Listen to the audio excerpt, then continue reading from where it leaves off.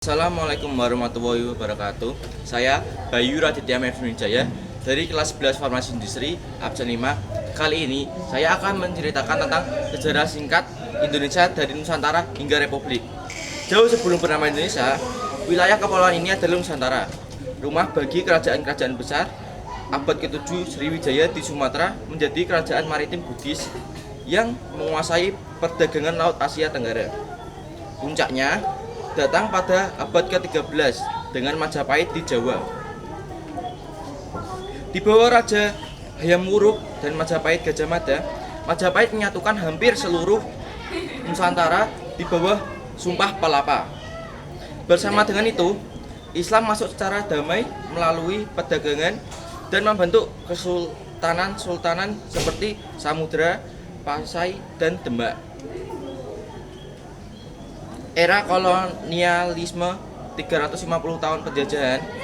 Pada awal abad ke-17, bangsa Eropa datang mencari rempah-rempah. Belanda melalui VOC atau Verenigde Oost-Indisch Compagnie secara bertahap mengambil alih kekuasaan. Kekalahan VOC digantikan oleh pemerintah kolonial Belanda selama ratusan tahun.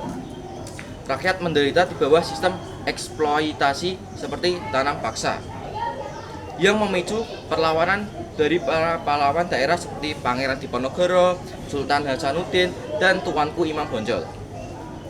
Memasuki abad ke-20, perlawanan fisik bertransformasi menjadi pergerakan nasional.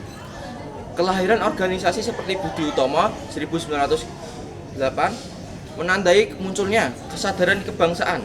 Tekad ini diperkuat pada tahun 1928 melalui Sumpah Pemuda yang menyatukan seluruh suku bangsa di Nusantara dengan janji satu tanah air, satu bangsa, dan satu bahasa Indonesia.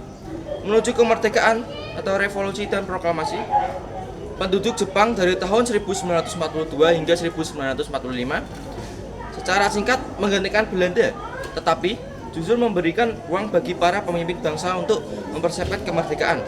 Ketika Jepang menyerah kepada sekutu, kesempatan emas datang. Pada tanggal 17 Agustus 1945, di tengah tekanan dari golongan muda, Soekarno didampingi Muhammad Hatta memproklamasikan kemerdekaan Republik Indonesia di Jakarta. Namun, kemerdekaan tidak dapat secara cuma-cuma. Bangsa Indonesia harus melalui revolusi fisik dari 1945 hingga 1949 melawan upaya Belanda untuk kembali berkuasa, hingga akhirnya kedaulatan diakui secara penuh oleh dunia.